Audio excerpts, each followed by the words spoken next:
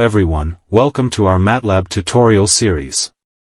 Today, we're going to explore some essential MATLAB commands that will help you streamline your coding process. Let's dive in. The CLC command is used to clear the command window in MATLAB. It's a great way to keep your workspace tidy. For example, just type CLC and hit enter, and you'll see that your command window is now clear.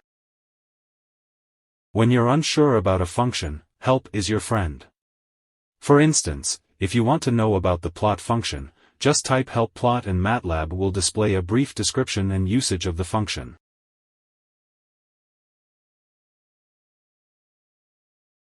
Doc.fun, open documentation for fun. If you need more detailed information, doc is the way to go.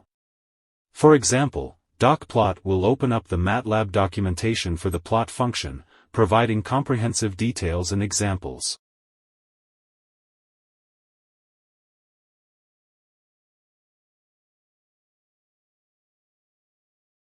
Clear item, remove items from workspace. The clear command is used to remove variables from your workspace. For example, clear x will remove the variable x from your workspace and just clear command will remove all the variable from your workspace.